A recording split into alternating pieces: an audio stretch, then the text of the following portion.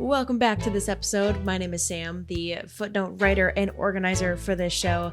And today, Mike and his guest are talking about Battlestar Galactica, drones, and radar systems. Welcome back. And we build software for automotive radar that improves its resolution and thereby its reliability for like your car safety systems and stuff. If we are going to maintain America as a strong voice of Western democracy, that there are strategic areas that we cannot afford not to be a leader in.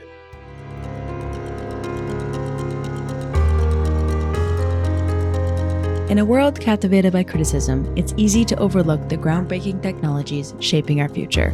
Let's shine a light on innovators who are propelling us forward. As the most active venture capital firm in the US, we have an exceptional view of tech's real-world impact. Join us as we explore, celebrate, and contribute to the stories of those creating tomorrow. Welcome to the Tech Optimist.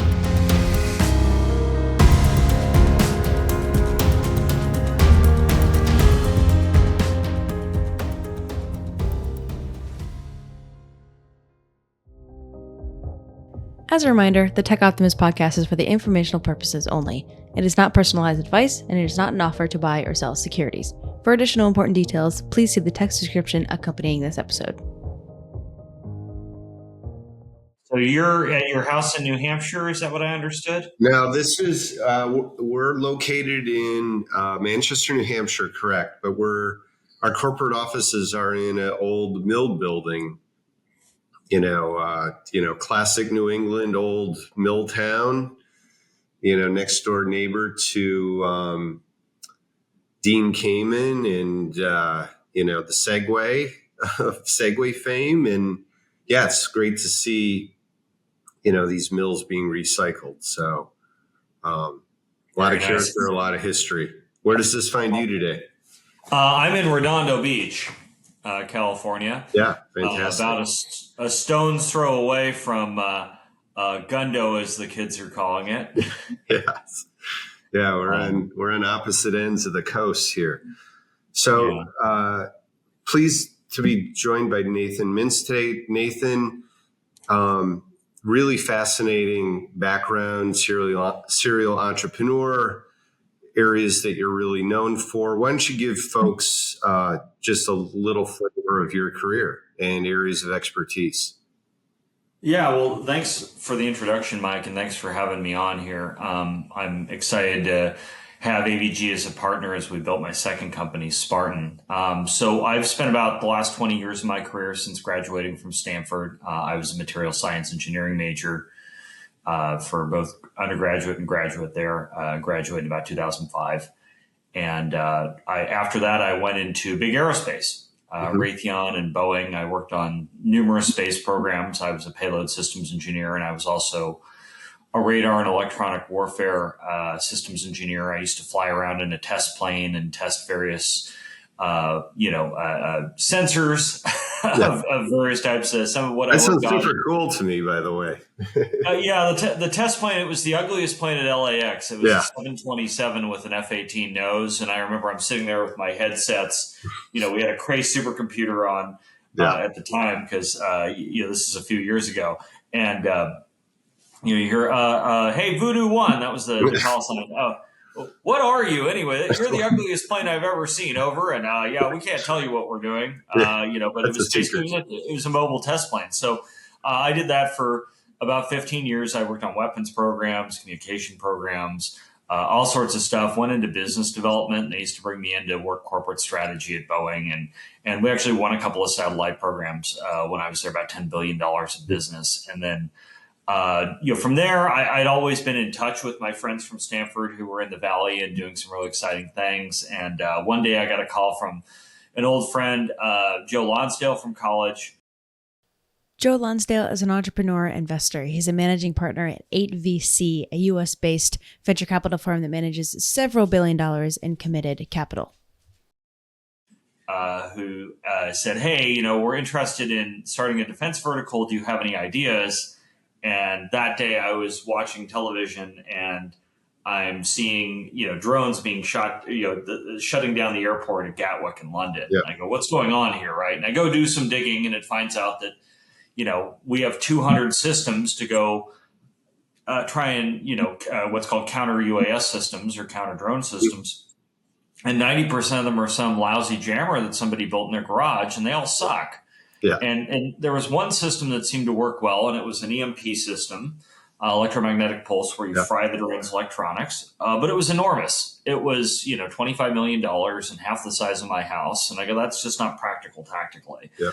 But from what I knew about what it needed to do that, it got me thinking. And I said, well, wait, you could get there with solid state phased arrays, with gallium nitride, with newer advanced semiconductor materials. And I went and did the math, and then I brought in Dr. Bomar, who's my co-founder at Epirus, and we said, well, how do we prove this? We can't, with what we know in our heads, we could go to jail if we try and do this outside, because some of these things were classified. So we went and bought a bunch of drones at Walmart and experimented on them, and we just took covers off and saw where voltages could change and stuff. Yeah, very Silicon Valley. Yeah. Yeah, and based on that, we went to Joe. Yeah. And my first meeting with Joe, I walk in with the pitch deck and explain we have a system to basically fry any piece of electronics at scale.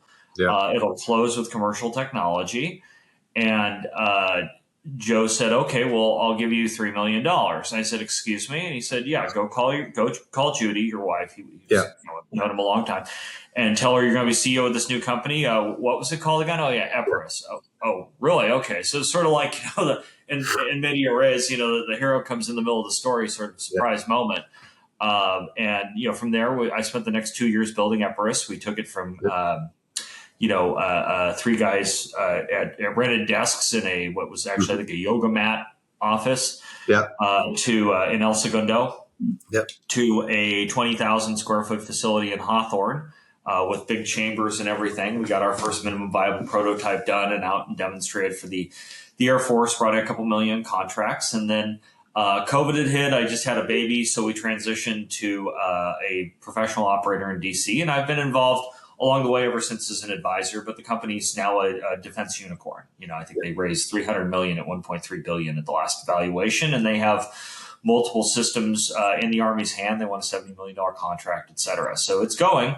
200 people. I know the CEO very well. He used to be a boss of mine at Raytheon, Andy Lowry, and it's really groundbreaking technology. So that was the first company.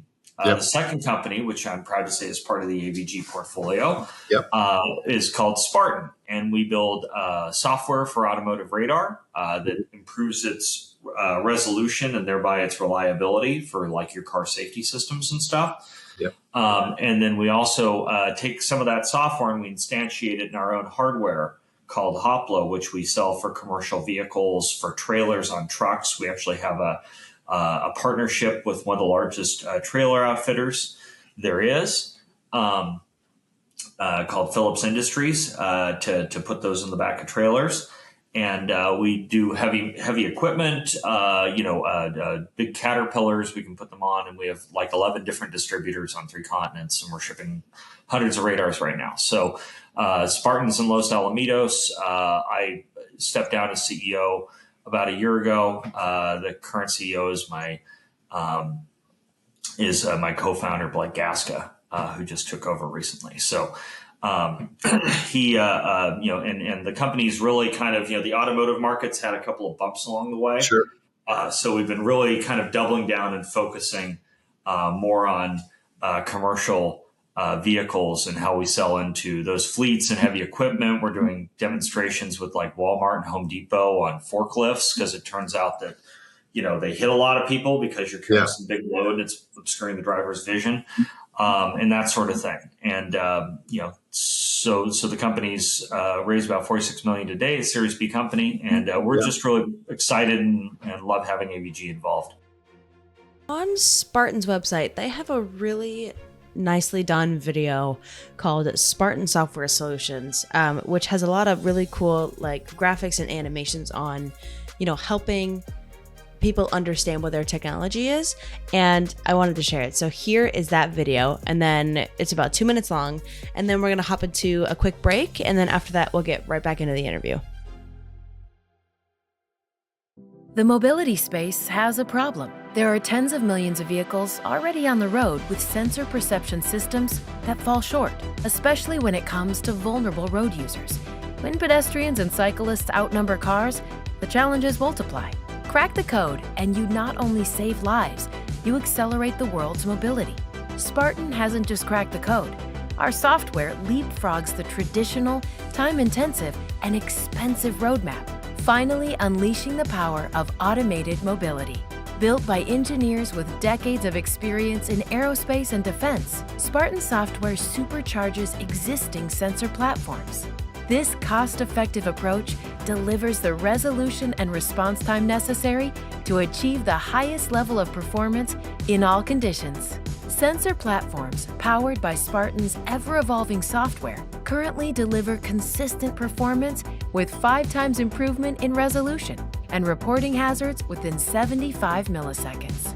This software nests easily on your FPGA, ECU, or central computer, turning your sensor stack into an application platform that unlocks adaptive and context-aware resource management. Spartan software consistently delivers higher performance on commodity sensors and lower cost on any platform, future-proofing performance through over-the-air updates. Today, Spartan works with some of the top mobility technology providers and vehicle manufacturers who've seen the Spartan difference with their own data sets. Want Spartan results with your mobility solution? Our software seamlessly embeds with your existing development process, adding frictionless optimization to your hardware. Realize the promise of automated mobility today with Spartan.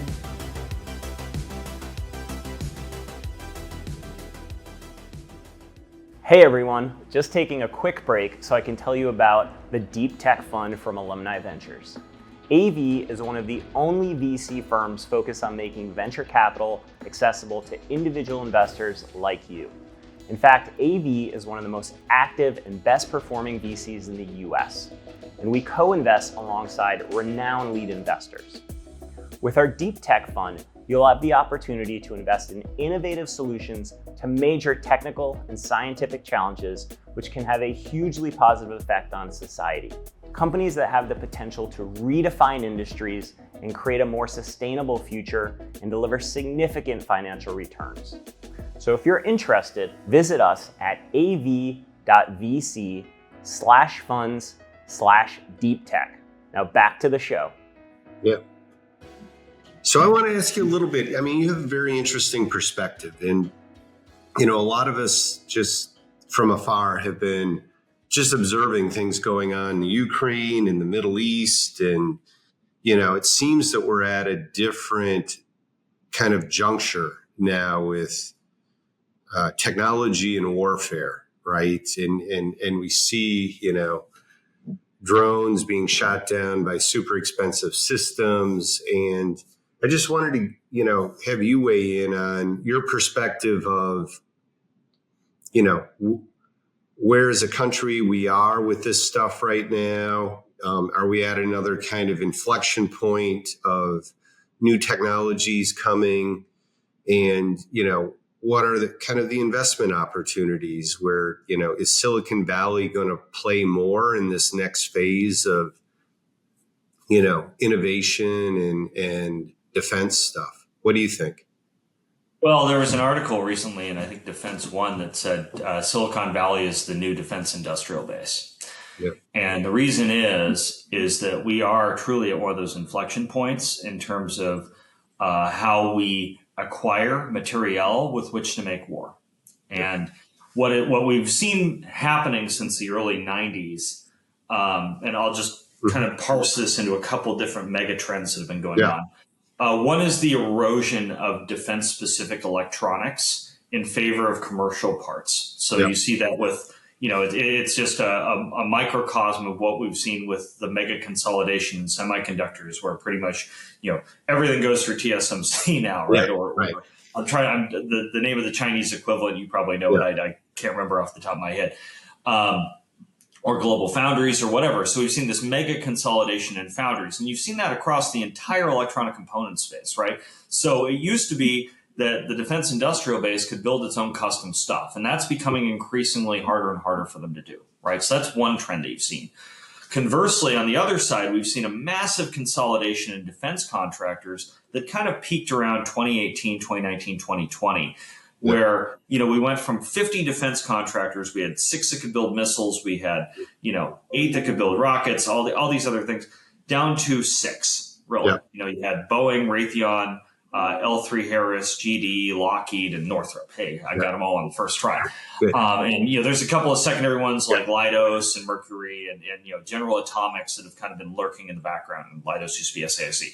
But what we've now seen is that people realize that was bad, that actually stifled competition, that it really stifled innovation, and all those companies became entirely dependent on the government for their R&D. So they moved to cost plus contracts, et cetera.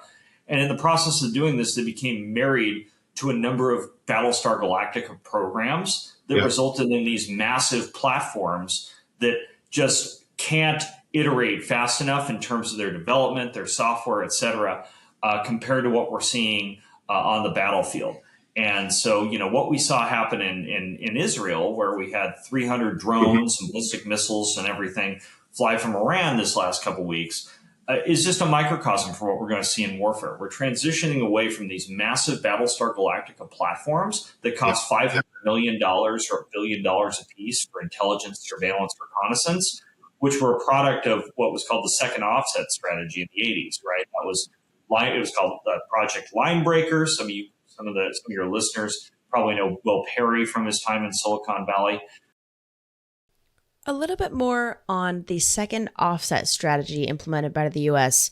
In the 70s and 80s here that Nathan is sort of talking about. So this one's comes a bit of a personal note. My dad was in the Air Force, so come from a military family. So I'm a little bit interested in this one personally. So I figured I would share, what I find. The second offset was a strategic approach developed by the United States during the Cold War to counter the Soviet Union's growing conventional military superiority. And sort of some key points about it. It emerged in the 1970s and 80s when the Soviet Union had achieved nuclear parity and maintained a significant numerical advantage in conventional forces. The goal of the whole thing was to deter Soviet aggression without matching their numbers in tanks, troops, jets, and ships. So how they approached this, meaning they developed smaller numbers of extremely capable, high-quality equipment, leap-ahead technologies, and associated operational concepts. It spanned multiple presidencies here in the U.S. It spanned through Nixon, Ford, Carter, and the Reagan administrations, and it took about 20 years to fully develop and, successfully implement. So some of the key technologies here that Nathan touched on a little bit is precision targeting, stealth technology, advanced sensors and communication systems, and improved battlefield awareness. All right, let's hop back in. And that was really the paradigm of network-centric warfare and standoff systems. And it was all designed around, defending Germany in the Fulda Gap in the Cold War. And then that was pivoted to the Gulf War, where we managed to just absolutely crush them, right?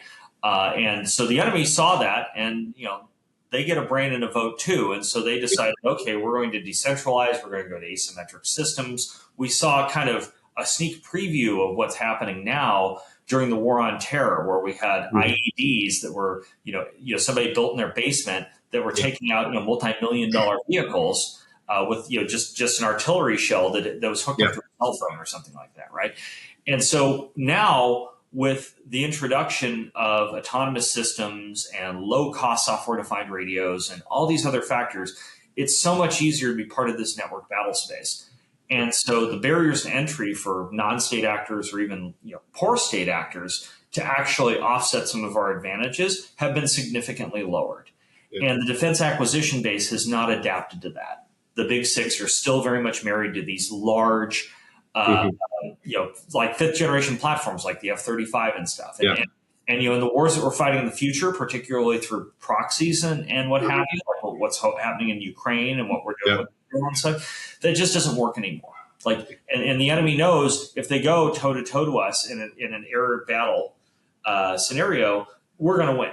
So they're going where they're using their vote and they're going where we least expect it. And so what we're seeing is this transition away from sort of maneuver and highly network centric intelligence and surveillance, reconnaissance focused, guided weapons, et cetera, towards attritable mass, towards I'm going to throw 1,000 drones at you, or just general military warfare terminology that Nathan and Mike are talking about here. I'm going to help and provide a little bit more context into the topic that they're talking about. So when Nathan is talking about Battlestar Galactica type warfare that you can see in the military, this is generally talked about some lessons that militaries can learn from Battlestar Galactica, right? So it sort of shows dangers of networked systems. It emphasizes the importance of low-tech alternatives, the compartmentalization of systems, adaptability in warfare, skepticism towards revolutionary technologies. And so he's using that sort of phrase to describe the sort of classical mindset of some of these military powers when you think about warfare, right?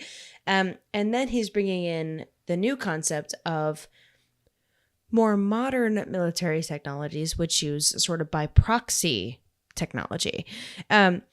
So a way that I can help sort of describe what by proxy means, or just in general, is I can refer it to a different example, one that I use every day. So when I'm editing high resolution videos here in Premiere Pro as a video editor and as, a producer,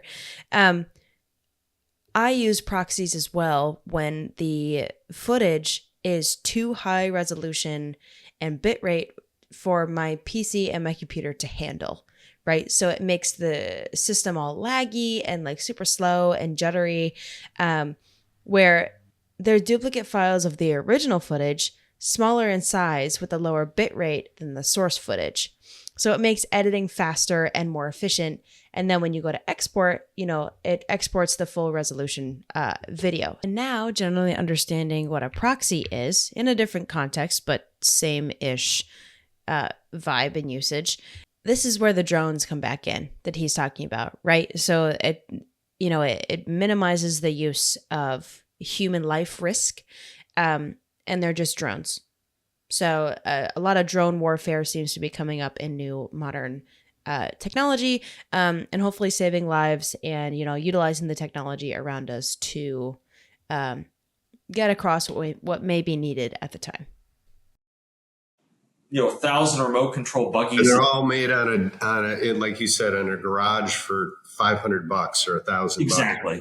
Exactly. And so that's going to be what we're going to see more of in the future. And we need to respond. And we also need to realize that our platforms are vulnerable to this because we have magazine depth issues. Like, some of the destroyers we had off the coast of Israel in this last conflict, they exhausted 3/4 of their magazine. If another round of missiles would have come in, who knows if we would have been able to stop them, right? And so we have to change to a different paradigm along with this. This means, on the one hand, it's directed energy weapons, like what we're seeing at Epros. On the other hand, it's taking the $500 million platform and replacing it with $1,000, $1,500 platforms, right? And the legacy contractors are going to have antibodies towards that because they have spent hundreds of billions of dollars. Yeah, they have the overhead. I mean, this is classic Clayton Christensen disruption stuff going on, right? And they are not going to get it. And so what do you see as the role of Silicon Valley? And I speak of that just generically. Obviously, Silicon Valley is now everywhere. But this whole, entrepreneurial ecosystem is it ready? Is it prepared? Is it welcome to be part of the solution to help the country kind of go, get across this inflection point? What are your thoughts there? So there's been a lot of ground that's been broken in the course of my career, and some people that I count as friends or, were classmates of mine at Stanford kind of paved the way here. I mean, Palantir and SpaceX were the first two to kind of break through and break into that. I think it's called a monopsony, or it's a cartel, really, is what it is. It's a cartel. So they were the first ones to kind of break in there and figure out how to get these PORs and break down all these government regulatory barriers that the primes had set up to discourage competition, right? And then Anduril came along and they were doing the same thing. SpaceX is very space focused, obviously. Palantir was software focused. Anduril was suddenly, putting out hardware solutions. And so Epirus, Shield AI, Capella Space, a number of others have kind of followed behind them and broken the wave. And now we're seeing the dam break out where there's just hundreds of these defense startups. And this is a beautiful thing. I think the DoD has embraced this and realized that, hey, there's some benefit, even if we do have to pay more on the flip side, because we have to satisfy commercial profit margins that are interesting. There's some benefit to having private sector with capital at risk, with people who have enormous upside competing, doing the R&D for us, right? And some of them are going to fail, but that's okay. That's how innovation happens. And we're seeing people who are doing things that I never would have seen 15 years ago early in my career. Like, for example, Vannevar Labs, which takes open source intelligence and Hawkeye 360. They basically just sell the product to a foreign government, and that's how they get around ITAR. So I'm not selling you a satellite that does this thing. I'm just selling you the product, and I'm doing that in concert with the U.S. With the DoD, right? I'm doing it with their consent, with their cooperation. Outfits like DIU and everything else, and AFWorks, SoftWorks, all these different labs that are standing up. They provide a lot of opportunities, excuse me, for defense startups to really get in there and get a serious bite at the apple. And you're seeing, outfits coming out with 10, 20, $30 million contracts. Some of them are a little bit more established, like Forterra. Some of them are brand new, like Saronic, right? And they're able to get these large contracts. And the DoD is really trying to focus and lean in that direction. And the traditional contractors are at a major disadvantage towards it because they don't have access to prime talent anymore. They've atrophied in terms of the talent, and they don't have their processes and everything are built around, let's imagine this thing being manufactured by 100,000 units on day one, and we're going to put the same processes in place that it would have at the end of the story, at the beginning of the story, and wonder why it costs so much, right? Yeah. You're seeing a massive proliferation on the space side. I mean, there's all these bus providers and launch providers that weren't there before, and that's wonderful competition. It's driving down costs and increasing quality. And I think that is the role that Silicon Valley has. It is our nation's innovation engine. And we put venture capital to work to solve really hard problems. And right now we have a major challenge from China and Russia that we need to answer. And I think there were some political antibodies at first to people in the Valley about defense that have since been overcome. I mean, I'm an advisor to several venture capital funds, as well as startups. I get calls from people to diligence deals that I go, well, wait, you're looking at a missile company? No, I think heard that from there's been I think there's been a shift. And I think we've kind of reached a tipping point over the last, 12 months or something, where I think this goes from government to the VCs to the entrepreneurs, where I think there's a sentiment that, the world is evolving, and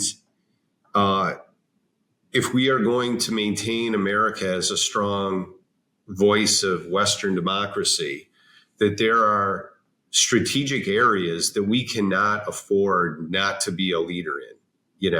We cannot be making all of our chips, a stone throw away from mainland China, right?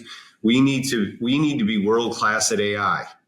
We need to have our shit together when it comes to, space and military, the next wave of military innovation.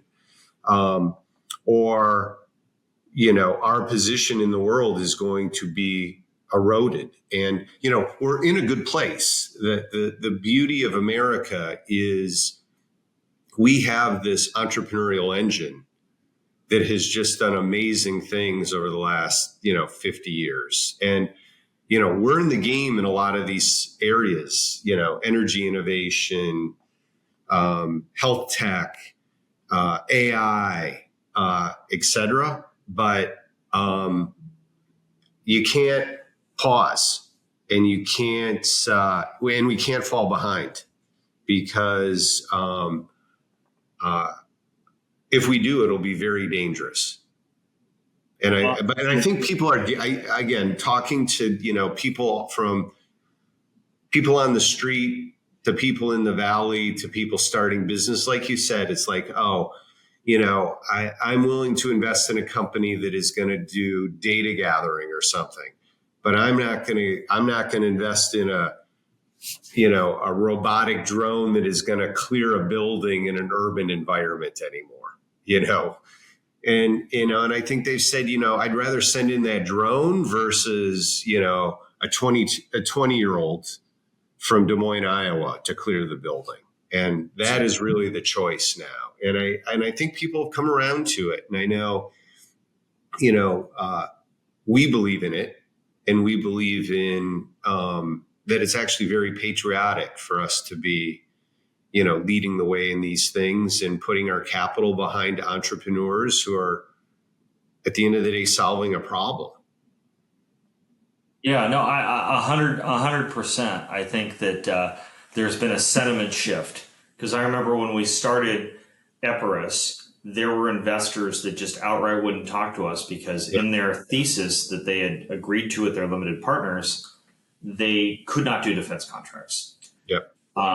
And that has completely shifted over time. And I think one thing that we have to be kind of cautious of is that there is a need for subject matter expertise. People do not understand that the DoD acquisition framework has not changed that much. Yep. And so that's why, I started writing, a Substack to kind of talk about some of these things and elicit, kind of give people the ropes, because I was worried that I saw a lot of people kind of making investment decisions without knowing about that how much strategic patience was required, and kind of not seeing fool's gold from real gold, and was worried that, a couple of bad investments, you get one Theranos, and next thing you know, you blow the airlock on the whole vertical, right? No, you have to educate people. I mean, the entrepreneurial ecosystem is power law, right? And it's incredibly powerful, but you have to also stomach failure and iteration and pivots. And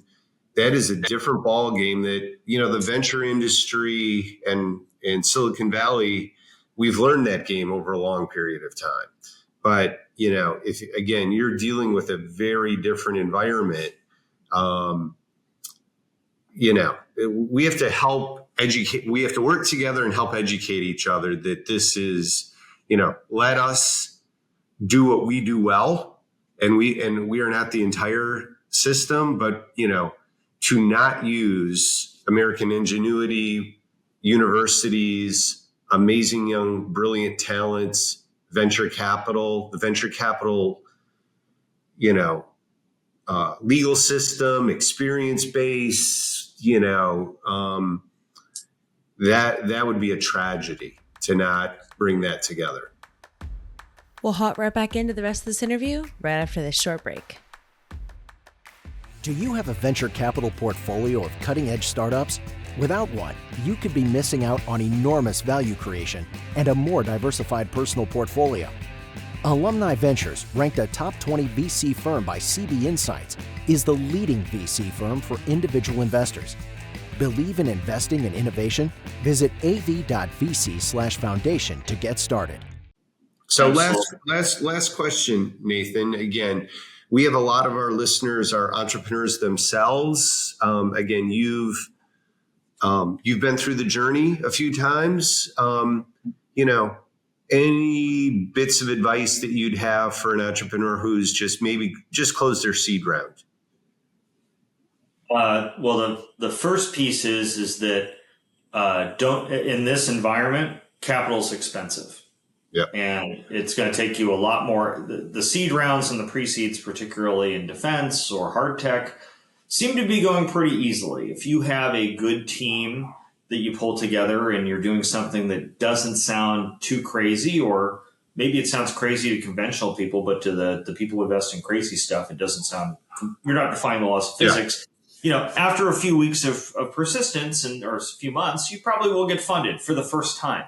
Yeah. But the second time, you better hit your milestones. And so you need to be very disciplined and focused on how you're spending your money, particularly on hires. And I've made this mistake a couple times myself, where you grow too fast and then your burn gets too high and then you need to cut back, or the other thing that can happen is if people aren't pulling their weight, you'll hesitate and say, oh gosh, what can I do if I don't have that person, or I don't want to deal with it? And you're better off to just break glass and make the decision. And I think the key advantage that a small team has is the ability to go fast. And when you hesitate or worry about, oh gosh, there's second or third order effects from what I'm doing, I don't want to have to clean up the broken glass, right? Just step over it, because you're going to be so far down the line. So, focus on, the Facebook guys talked about moving fast and breaking things, but really failing forward and understanding that, as a CEO, half the decisions you're going to make are going to be wrong. And as long as you recognize them quickly and recoup and iterate, on the second or third or fourth time, you're right 90% of the time, right? You can fix it, right? So it's being directionally accurate and going in that direction. So that's the main piece of advice is I would give, and just, be prepared to take a punch. It's a rough market, and the first fundraise will probably be easy, but the second one, you better have done what you said you'd sign up for, or else you're going to have real trouble getting more money in the and I think that is great advice, and I think that has become more true really in the last couple of years, right?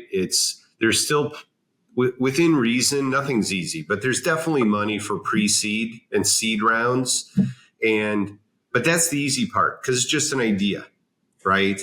But the capital to get that second round of financing, that A round, where it used to be, I don't know, 75% of our seed deals were able to kind of raise an A. Now, that has gotten very hard and very narrow. So you better be in that top 10%, or you better make the money last a lot longer than you thought. And, listen, that constraint can be healthy, right? Because, you don't piss away a lot of money. You don't do anything unnecessarily. You focus on the most important thing, whether that's a technical milestone or whether that's a marketplace milestone or whatever it happens to be, depending on the business you're in.